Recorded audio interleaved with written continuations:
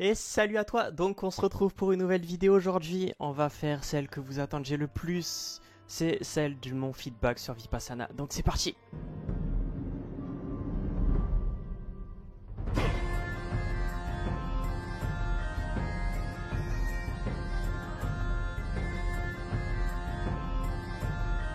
Donc je vais te parler de ce que j'ai vécu à Vipassana. Donc je vais t'expliquer vite fait en quoi ça consiste et tout et tout. Mais la première chose auquel je voudrais te dire, c'est que déjà ce n'est pas une secte. Je vais essayer de te prouver entre guillemets que c'en est pas une. Je vais essayer de te rassurer, on va dire plutôt. Et l'autre chose, c'est que je vais pas te partager ce que j'ai pu vivre réellement dans le sens intérieur, parce que si je le fais, tu risques de t'identifier à moi. Et le problème, c'est que tu vas être dans un désir en fait de vouloir vivre une expérience peut-être comme la mienne. Tu vas passer complètement à l'opposé de la plaque. En fait, tu vas passer complètement à côté de la plaque. Plutôt, c'est mieux. Parce que tu vas avoir trop d'attentes et justement tu vas pas vivre l'expérience que toi tu devrais vivre et tu voudrais vivre mon expérience. Bref, voilà, tu m'as compris, j'espère. Donc qu'est-ce que ça veut dire Vipassana? Donc de ce que je lis, ça veut dire qu'il signifie voir les choses telles qu'elles sont réellement. Donc en gros, Vipassana, ça va consister à éradiquer les souffrances que tu as en toi au plus profond de toi. Tu vas vraiment déraciner ton arbre qui te détruit la vie et qui pousse en toi en fait. Tu vas pas arracher les branches comme tu fais par le développement personnel et tout. Ça va aider. Mais Vipassana, ça va vraiment permettre d'éradiquer toute la souffrance que tu as en toi. Donc ça, c'est quelque chose de très important parce qu'on a tendance à mal s'y prendre. Et je confirme que c'est vraiment le but pour les 10 jours que j'ai vécu. Et c'est un remède qui est universel, donc ça marche pour tout le monde. C'est une règle naturelle, c'est quelque chose, c'est comme si je te dis que, je sais pas, il y a un pommier par exemple, il y a une pomme qui va tomber de l'arbre, ça va être parce que le moment était venu pour lui de tomber. C'est pas parce qu'il y a un dieu qui est venu taper avec de la foudre et tout pour que la pomme tombe. Voilà, t'es vraiment dans le réaliste là, t'es pas dans un mode de religion, de secte, de ou plein de trucs comme ça quoi. C'est pas une cérémonie, t'es rien obligé de faire. Tu peux garder ta religion et continuer à pratiquer Vipassana toute ta vie. Vipassana, ça consiste à vraiment être dans le moment présent et à éradiquer tout ce que t'as de mal en toi. Donc voilà, Vipassana, c'est vraiment un mode de vie, c'est un art de vivre, c'est vraiment pour te purifier mentalement. Et vu que tu vas te purifier mentalement, automatiquement, il y a peut-être des maladies qui vont se désintégrer parce que beaucoup de maladies sont dues au mental. Mais ne t'attends pas à, si tu y vas, à te dire, par exemple, dans mon cas, j'ai énormément d'eczéma, je pense que tu l'as vu dans mes vidéos si tu me connais, de te dire, par exemple, que mon eczéma va partir grâce à ça. Non, parce que ça se fera en plusieurs années, voire en toute une vie. C'est une méthode qui prend du temps, c'est pas en 10 jours, parce que la méthode dure 10 jours, c'est pas en 10 jours que tu vas éradiquer tout ça. Tu vas à la limite comprendre comment ça marche, tu vas peut-être vivre des trucs de fou, mais pars du principe déjà que si tu arrives à faire les 10 jours, ça va être un truc très bien parce que c'est très dur. Je vais t'expliquer tout ça pourquoi, enfin je vais t'expliquer comment se passe cette méthode là. Bref voilà, j'ai un peu trop traîné sur l'introduction mais c'est parti. Donc la première chose dont je vais te parler réellement, c'est comment se déroule une journée Vipassana. Donc déjà, tu as 10 heures de méditation par jour. Donc attends, ne pars pas de la vidéo, t'inquiète pas. T'es pas obligé de réellement méditer 10 heures par jour, je t'expliquerai ça après. Mais ne prends pas peur. Donc la première chose, c'est de 4 heures. Oui, tu te lèves à 4 heures, c'est dur, je sais, mais t'es pas obligé. Tu te lèves à 4 heures jusqu'à 4h30. T'as ton réveil, en gros, tu te maquilles, tu prends ta douche, tu fais ce que tu veux. Après, de 6h30 à 8h, t'as une méditation de groupe. Une méditation solo, autant pour moi. Donc, t'as les méditations solo. Donc, tu peux soit méditer dans la salle de méditation, soit seul dans ta chambre. Donc, ça, c'est à toi de voir ce que tu préfères. Mais voilà, ces heures-là, tu fais ce que tu veux. Le mieux, c'est de méditer. Mais tu peux, par exemple, là, dans ce cas-là, continuer à dormir. Mais je te le déconseille parce que ça casserait complètement le rythme de la pratique. Mais dans l'absolu, si vraiment tu veux pas méditer, tu le fais pas. Mais voilà, t'es plus trop dans, dans les règles du jeu, quoi. Donc de 6h30 à 8h, t'as la pause petit-déj. Donc tu fais un petit déj tranquille au KLM. Je t'expliquerai comment se passe la bouffe, mais c'est trop bon. Donc voilà, t'as ton petit déj qui vient tranquille et tu peux te reposer. Du coup, moi en général, ce que j'avais tendance à faire, c'est que je rattrapais mes heures de sommeil ici parce qu'on dort pas énormément et ça, c'est un truc qui me gênait parce que 6 heures de sommeil, c'est pas suffisant pour moi. Donc voilà. Après, excuse-moi, je regarde mon écran parce que j'ai pas forcément tout en tête, donc je regarde pas trop la caméra. Donc de 8h à 9h, tu as la méditation solo. Donc encore une fois, bah, c'est à toi de voir si tu joues le jeu ou pas, si tu veux te balader ou quoi. Donc normalement, tu médites solo. Après, de 9h à 10h, tu as une méditation de groupe. Donc en gros, tu es dans une salle, il y a les femmes et les hommes qui sont séparés. Et bah, on médite avec je t'expliquerai comment ça se passe. Donc c'est une méditation de groupe. Après, tu as 1 heure de méditation en solo de 10h à 11h. Puis de 11h à 13h, tu as la bouffe et une pause. Donc tu fais ce que tu veux pendant la pause, quoi. Donc moi, j'avais encore tendance à faire une sieste parce que j'en pouvais plus. À chaque fois, j'étais éclaté. Donc de 13h à 14h, tu as une méditation solo. De 14h à 15h, tu as une méditation de groupe. De 15h à 17h, tu as une méditation solo. Voilà. Putain, c'est compliqué à se rappeler des heures quand même. De 17h à 18h, tu as une collation. Donc voilà, ça c'est tout. Tu as une petite collation, tu peux te reposer aussi, tu peux faire ce que tu veux. De 18h à 19h, tu as une méditation de groupe. Et puis après, de 19h à 20h15, tu as le discours de SN Goenka qui est magnifique. Les discours sont tellement forts, mais rien que pour ça, déjà, ça valait tellement le coup d'y aller. Enfin bref, j'expliquerai ça plus tard. Après, de 20h15 à 21h, ouais, t'as une méditation de groupe encore une fois. Et après de 21h30, de 21h à 21h30, excuse-moi, t'as les questions que tu peux poser au professeur. Donc voilà, là c'est comment se passe une journée. Voilà. Donc en gros, t'as 3 heures obligatoires pour méditer en groupe. Après le reste du temps, tu fais ce que tu veux. Normalement, tu devrais être obligé de méditer. Mais bah voilà quoi. Il n'y a pas tout le monde qui est chaud pour méditer 10 heures par jour. Et je te avoue qu'honnêtement, c'est impossible de méditer 10 heures par jour. Mais fais ton mieux, franchement, fais ton mieux parce que sinon tu vas gâcher un peu l'expérience et c'est pas une bonne chose. Voilà. Donc c'est tout pour le déroulement de la journée. Alors après, comment se passe la journée de méditation? Enfin, c'est quoi la méthode quoi? Il y a un nombre d'heures obligatoires, c'est les 10 heures, entre guillemets, obligatoires. Mais bon, comme je te l'ai dit, tu fais ce que tu veux. Tu as les 3 heures qui sont vraiment obligatoires et après, le reste du temps, tu fais ce que tu veux. Il y en a qui marchaient pendant 3 heures dans la forêt et après, c'est ton choix, quoi. Tu fais vraiment ce que tu veux. Après, en ce qui concerne les cours, parce que c'est... Voilà, t'as un cours, quoi. T'as un CD qui t'explique comment méditer, qui t'accompagne et tout. En gros, c'est SN Goenka, c'est celui qui a repris la méthode et qui t'explique tout. Il va vraiment tout expliquer sur comment méditer, tout ça, tout ça. Donc voilà. Donc, t'as un CD qui va te parler. Après, si t'as des questions, tu peux les poser au professeur. Donc, je te rassure, le professeur, c'est pas un gourou. Le professeur, c'est un mec qui est en jogging avec un sweat limite à capuche, quoi. Qui est mal rasé, et voilà, quoi. C'est un mec que tu confondras avec n'importe qui dans la rue. Donc ne t'inquiète pas sur ça, c'est pas un gourou avec un truc d'indien ou je sais pas quoi, ou de méditant. C'est un mec normal comme toi et moi, tu vois. C'est juste qu'il a énormément d'expérience et il peut se permettre de nous orienter sur la voie qu'on souhaite. Voilà. Enfin, sur la voie que la méthode Vipassana veut nous amener, quoi. Donc, Vipassana, contrairement à ce que je pensais, j'ai été surpris par ça, c'est pas tu médites 10 heures comme un con en te concentrant que sur ta respiration. Parce que au bout d'un moment, ce serait chiant et franchement, tu claquerais rapidement. Les 3 premiers jours réellement consistent en ça, à te concentrer sur la respiration. Mais t'as plusieurs techniques en fait qui vont t'apprendre, ça va être vraiment progressif. T'as vraiment une technique progressive en fait. Plus tu vas avancer dans les jours, plus ça va être compliqué. C'est vraiment une méthode de méditation. C'est pas je médite pour méditer, c'est vraiment... Il y a vraiment une méthodologie. Donc je t'expliquerai pas ce que c'est parce que du coup je pense que c'est important que tu sois dans l'optique enfin que tu comprennes par toi-même comment se passe le système de méditation et pourquoi on fait ça. Mais t'inquiète pas, ils vont vraiment t'apprendre à éradiquer la souffrance. Les premiers jours c'est dur parce que tu fais des trucs dont tu ne comprends pas, mais avec le temps tu verras, avec les discours et tout, tu comprendras tout ce qui se passe.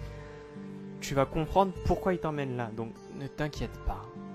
Tout est normal. Si tu commences à vraiment t'ennuyer au début, c'est normal. C'est parce que les exercices sont faits pour t'apprendre les bases de la méditation, pour t'amener vers Vipassana. Donc au début, tu vas pas prendre la méthode Vipassana. Je crois que c'est à partir du 5e jour que tu apprends réellement Vipassana. Donc voilà. L'autre chose, c'est que pour méditer, t'es pas obligé d'être en lotus complet et tout pour méditer. Moi je me mettais en lotus parce que je suis relativement souple et que je suis léger tout ça, donc j'avais pas forcément de problèmes de santé, d'articulation tout ça. Mais si t'as des problèmes de santé, n'hésite pas à le dire au professeur, il pourra t'amener un banc de méditation pour méditer avec les pieds en arrière. T'as des sièges aussi pour t'appuyer dessus pour méditer assis. Si t'as vraiment des gros problèmes, tu peux t'asseoir sur une chaise, donc voilà. Ne t'inquiète pas à ce niveau-là, si t'as pas une santé qui pète la forme, on va dire, tu peux quand même faire Vipassana. Et franchement, le personnel est vraiment là pour toi, le manager en particulier. Par exemple, moi quand je commençais à... Enfin, une fois j'avais quitté la salle en plein cours de méditation parce que je m'endormais. Et le mec est venu me voir sans même que je lui demande parce que il voulait voir si j'allais bien. Donc tu vois, voilà, il faut pas hésiter à poser des questions, à parler au professeur et au manager si tu as un problème. Parce que tu es vraiment super bien entouré à ce niveau-là. Donc voilà. Donc on en vient aux règles parce que là ça c'est assez ignoble pour beaucoup de personnes. La règle la plus dure, enfin pour moi ça n'a pas été dur mais qui fait craindre beaucoup de personnes, c'est qu'on n'a pas le droit de communiquer.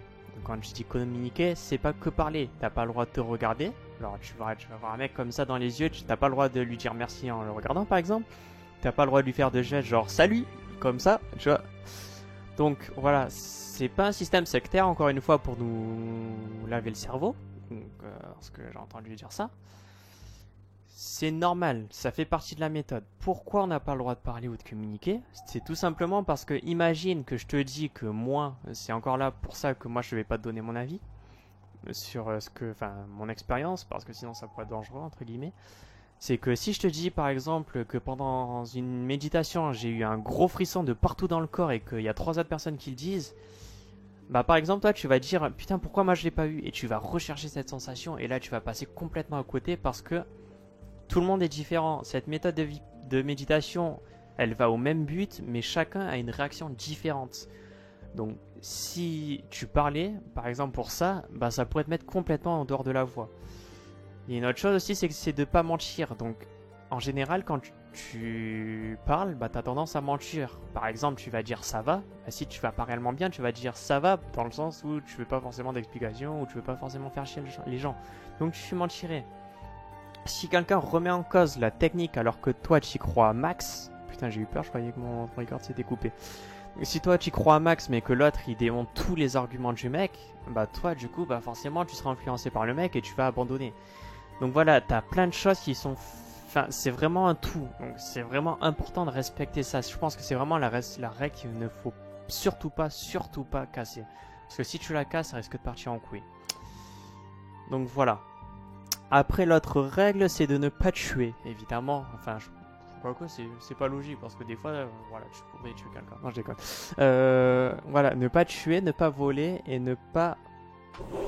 J'ai écrit ne pas avoir, mais je sais pas pourquoi.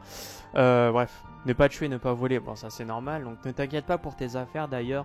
Si t'as un portable, si t'as une tablette ou un truc comme ça, au début du cours, tu donnes tout ça au personnel, quoi. Et ce personnel va le mettre en sécurité, donc ne t'inquiète pas pour ça, tout ton fric et tout ne sera pas voué. Après, une autre règle, c'est qu'il n'y a pas d'activité possible, donc pas d'écriture, ça c'est le plus dur, pas de lecture, pas de smartphone, pas de téléphone, tu peux parler à personne, donc du coup voilà. Tu peux pas faire de sport, donc si tu as du yoga par exemple, c'est pas autorisé. Tu peux faire de la marche rapide dans les bois, parce que le cadre est magnifique, mais j'en parlerai plus tard. Donc voilà, c'est la seule chose qui est autorisée. Après, tu peux encore une fois tricher, mais tu rentrerais pas dans le jeu. Par exemple, un mec, c'est un truc de fou. Enfin, le mec, il se faisait vraiment chier, quoi. Il avait pris du Nesquik pour faire une encre en fait avec. Donc du coup, il écrivait avec une encre Nesquik entre guillemets. Donc voilà. Je vois qu'il y a des mecs qui ont de l'imagination, quoi. Et autre chose, c'est que les hommes et les femmes sont séparés, donc on sera jamais ensemble. Donc, à part dans la salle de méditation, mais tu vois, il y aura un gros bloc où il y aura les hommes, un petit espace, puis après il y aura toutes les femmes. Voilà, donc tu seras pas mélangé avec des femmes si t'es un homme et inverse si t'es une femme. Alors une autre chose qu'on m'a demandé, c'est est-ce qu'on doit savoir méditer, est-ce qu'il faut se préparer pour aller à Vipassana? Alors moi j'ai envie de te dire que non. je pense que l'univers fait en sorte que tu y ailles quand tu es prêt. Par exemple, moi, l'univers m'y a envoyé quand j'ai enfin compris toutes les blessures que j'avais dans l'enfance. Bizarrement, genre j'ai appris même pas quelques jours avant. J'ai appris toutes mes blessures d'enfance, d'où elles venaient, toutes mes blessures actuelles, d'où elles venaient. Donc il y a un autre mec qui s'est fait virer 4 fois, il s'est fait refuser 3 fois, excuse-moi. Il s'est fait refuser 3 fois et la dernière fois où il a été accepté, donc ce cours-là, il a été accepté, c'est parce qu'en fait, de ce qu'il a dit, c'est qu'il a enfin réussi à se libérer de beaucoup de souffrances. Et là, boum, comme par hasard, il a été pris. Il y a un mec, il était à la montagne, il se faisait chier, il se demandait ce qu'il allait faire. Et pile à ce moment-là, il y a le mec, à l'heure où on était déjà dans le bâtiment, il a appelé pour lui demander s'il voulait venir. Et il a dû donner une réponse directe. Et il a dû répondre directement et il a accepté. Et le mec, il a fait 10 heures de route quasiment d'affilée. Donc tu te rends compte quand même de où peut aller le truc. Est-ce que c'est un hasard ou pas? Je sais pas. Mais en ce qui me concerne, au niveau de mon expérience de méditation et tout, je te rassure, moi je tenais pas plus de 15 minutes en méditation, ça me faisait chier. Donc je méditais jamais. Le maximum que j'ai tenu au niveau de temps, c'était 1 ou 2 semaines, tu vois. Donc ne t'inquiète pas à ce niveau-là. Je pense que le plus important, c'est d'être déterminé mentalement à finir les 10 jours. Moi, j'étais dans cette optique, finir les 10 jours et rien d'autre. Je n'attendais rien d'autre en retour, quoi. Je n'attendais pas à guérir mon eczéma ou quoi, mais je voulais absolument finir ces 10 jours-là. Donc voilà, ça c'est un truc important à savoir, c'est que t'as pas besoin d'être prêt ou pas. Je pense que l'univers fait en sorte que tu sois prêt. Pour te dire, sur à peu près 120 étudiants, il n'y en a que 3 qui sont partis. Donc voilà, et c'était les 3 premiers jours où vraiment tu es concentré sur ta respiration. Donc voilà, ça c'est important à savoir, je pense. Donc, maintenant tout ce qui concerne la bouffe, les bâtiments et tout, les locaux, la propreté, les chambres et tout le bordel, je vais tout expliquer. Donc au niveau des chambres, je vais mettre des photos. Donc tu as des chambres individuelles qui sont vraiment un peu comme un mini studio. Mais ça en général c'est pour les personnes qui sont plus âgées ou les anciens étudiants ou les personnes qui ont des problèmes de santé. Donc voilà. Après tu as des dortoirs. Donc tu as une longue allée avec plein de genres de couloirs. Où tu as 5 chambres et en fait on est délimité, tu le verras sur la vidéo, par des trucs, ouais.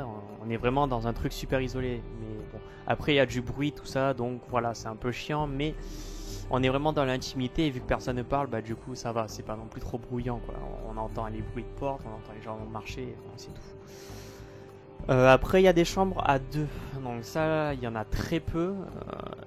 Et ça c'est vrai que ça peut être dérangeant dans le sens où tu vas être avec quelqu'un et tu vas pas pouvoir lui parler pour méditer quand tu médites seul dans ta chambre. Ce que je vois quand même, je trouve que c'est quand même très dur de méditer seul dans sa chambre. C'est assez spécial quand même cette ambiance, je pense, de ce qu'on m'a dit. Voilà. En ce qui concerne la propreté, c'est super clean parce qu'il n'y a que des bénévoles quasiment. Et c'est des gens, enfin c'est des anciens élèves, donc ça veut dire que eux ont vécu ça et qu'ils veulent te donner tout ça aussi. Ils veulent que tu vives la meilleure expérience possible. Donc ils vont tout faire pour que tout soit le plus propre possible pour ton bonheur. Donc voilà, pense à ça, dis-toi qu'il y a des gens qui nettoient après toi. Donc respecte les locaux, ne va pas chier par terre par exemple, ou ne va pas pisser sur le plafond. Respecte les gens parce que eux ils le font avec amour et ils sont là en bienveillance envers toi, donc c'est super important. En ce qui concerne en ce qui concerne la bouffe, c'est de la bouffe végétarienne. Si t'es vegan, tu peux essayer d'éviter tous les produits qui sont à base de lait et tout. Il y a très peu de produits animaux. Enfin, il y en a, mais tu peux ne pas les manger. Par exemple, le beurre, tu peux ne pas en manger pour les tartines.